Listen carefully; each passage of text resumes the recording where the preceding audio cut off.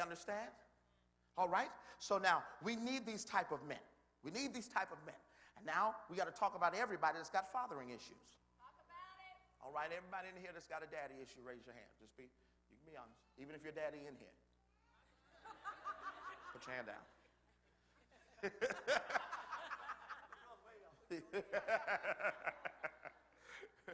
Even if you love your daddy, but he get on your nerve, you got a daddy issue. If you don't like your daddy at all, you've got a daddy issue.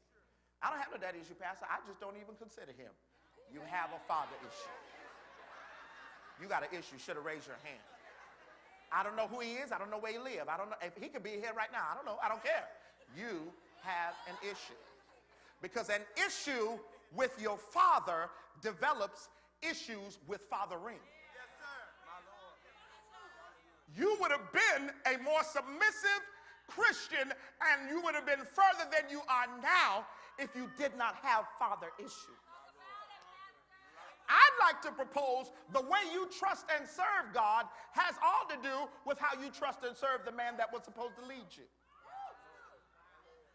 I can pinpoint it. I can spot it. It's not faith issues. This is daddy issue here. And there is a difference. Okay, Malachi 4 and 6. This is what I got to do. This is what I got to do as a preacher. As a church, we've got to get back to the family structure. I've got to do it. Malachi says what? And he will turn the hearts of the fathers to the children and unless what? Let me tell you how important it is for you just to honor your father and your mother. If you don't, our earth is cursed. God is saying, you know what? I can't trust you because you don't submit to the structure. Okay, you don't believe me? All right. If you read Exodus 20 and 21, it says this. Honor your father and your mother so that you may live long in the land the Lord your God has given you. He did not say honor your good father, your good mother. He said honor your father. Now, you might have a trifling one, but the Bible says honor your father. It's too quiet in here. And I'm going to break this stronghold. Let me tell you about me. My dad, he and I fell out of my freshman year. He came, said to me, listen, he left me. He said, don't call me. I don't have nothing to do with you. About 6-7 years. I'm stuck here in Tallahassee. I had to figure out what I was going to do. I lived on people's floor. I lived on a little cot. I had to build my own life, put myself in school, do what I had to do to stay here. Now, little did I know what God was doing for me to be here, but my dad decided he was not going to be my father. And I pulled my heart away from him because you hurt me. You abandoned me. Now I got abandonment issues with everybody because of you. All right? But now I had to become responsible because I messed around and got filled with the Holy Ghost good. And then the Lord said while I was in prayer in my room one night, you're going to have to forgive your daddy. Oh, yeah, man of God, you're not screwing and you're not drinking, you're not clubbing, you're fasting and praying, but I got to deal with what you have in your heart. You got to forgive them and then love them. Now, it's one thing for me to release you because I want to hold you. It's one thing for me to release you, but it's another thing to say, I love you like you never did it. It was not until and I started my music ministry, and then our music ministry traveled to Charleston, South Carolina. Powerful move of God.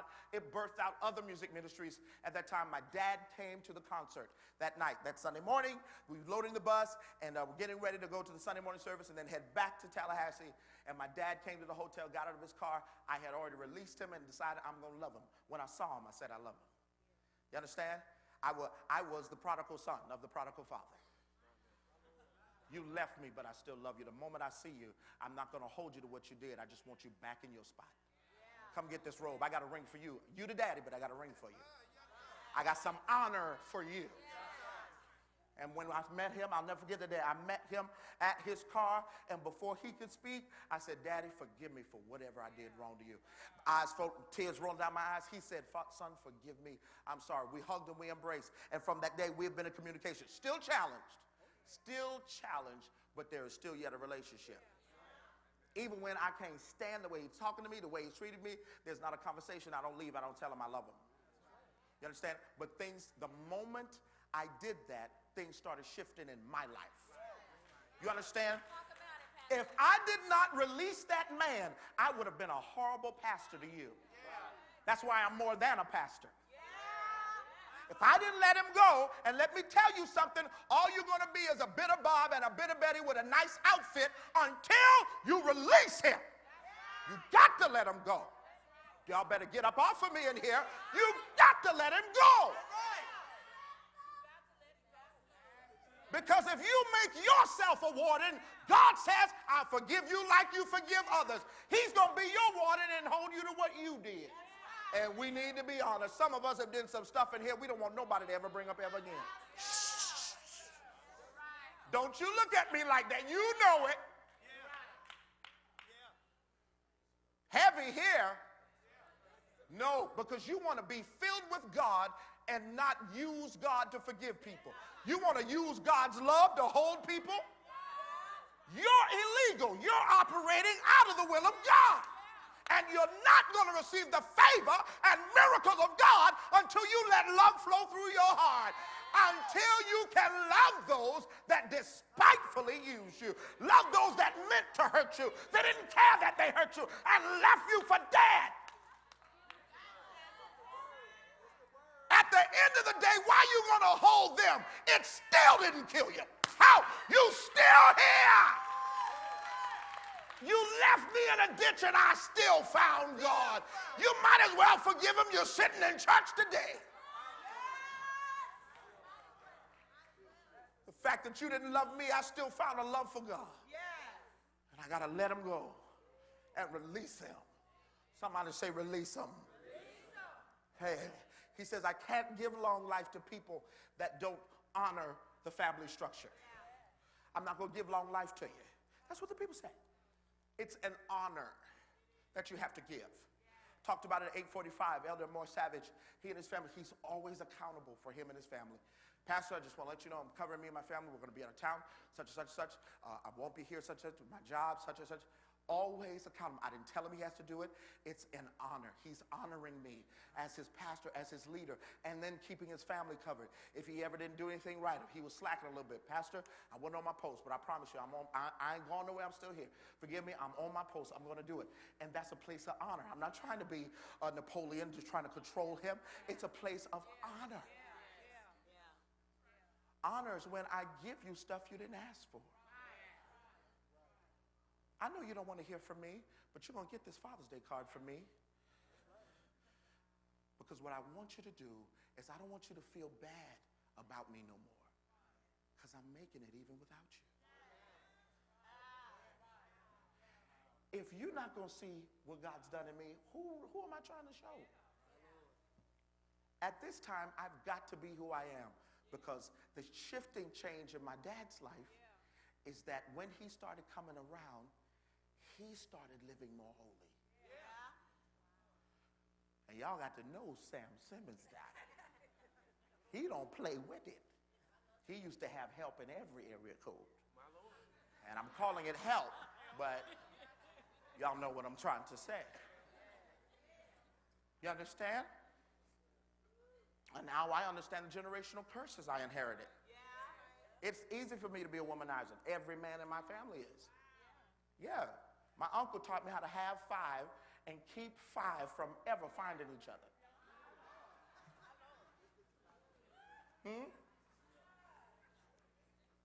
There's a minister in this house that subscribes to the fact that cheaters always win. It's a horrible saying, but sometimes it's the truth. Depends on how good you were cheating. Hello? Now, let's talk about that because I didn't share this in 8:45. Let me talk to some of you men, some of you women, that you've taken the honor away from mothers and fathers on a whole nother level. Okay, how can I do this? Mother Pride, I know this is disgusting to you, but just, how can I expect God to bless me? I'm sleeping with you. You're somebody else's mom, somebody else's wife. Now, I'm dishonoring a mother and a father, but I want God to bless me. adulteress. You don't understand you are shortening your days because you're coming against the family structure. Oh yeah, he's responsible too, but you let that home wrecking spirit rise up in you and lowered your standard. Let me tell you men something, you better stop just, I've been married for 20 years. I just need to know if I still got it.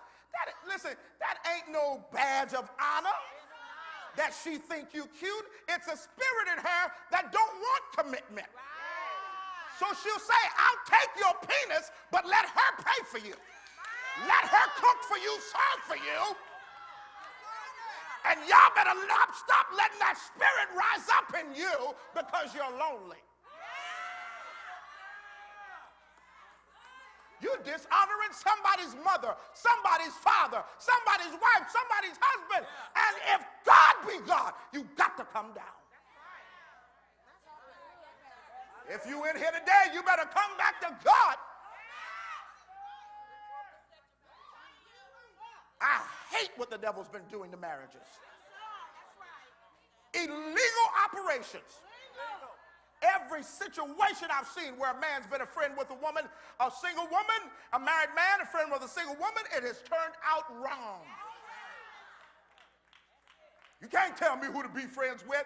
You know you're operating under an adulterous spirit, and you better be honest about what the devil's trying to do to you. You need to say to her, there's something in me that does not like you anymore, and we're going to have to deal with it. We're going to have to pray this thing out of our marriage, or I'm going to go sleep with her because she's ready. But instead, you come in the house, don't speak to her, don't talk to her, and you have not exposed. You left your priesthood and wasn't even accountable for it.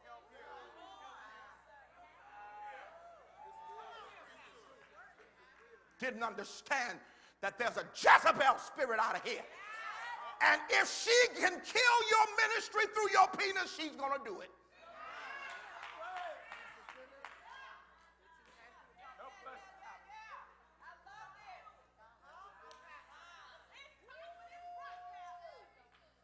Honor your father and mothers and mine and yours. I despise it. I see it and I know it every time. See it and I know it every time. Talk to so many single women. Why are you in these married people's business? What are you doing? I'm just befriending him. He need a friend. He got a wife, and there's not a friend like the lowly Jesus. You go sit your hoish behind down somewhere and quit messing up the church.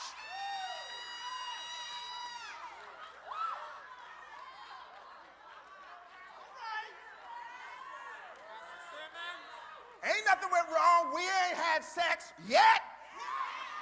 Let me tell you, when you start bleeding to somebody, it's only a few seconds before, after they get the blood, they'll get the body. That's why I don't bleed to everybody. You can't trust everybody with your problem. But they'll pervert your problem. Some people you can't expose where you're disadvantaged. Because if they don't take advantage of it, they'll expose to everybody else where you're bleeding.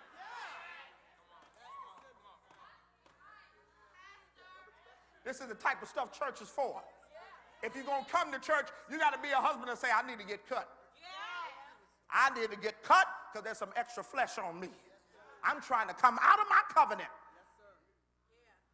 That's your wife, but this is God's marriage. You got to seek him before you even get out of it. You got to seek him before you get in it. You don't pick somebody and ask God to bless it. Here, God, this is the person I've been sitting up on the phone talking with for months and months, and I done got my heart involved, and I've seen several signs that they're not the one for me, but I need you to bless this.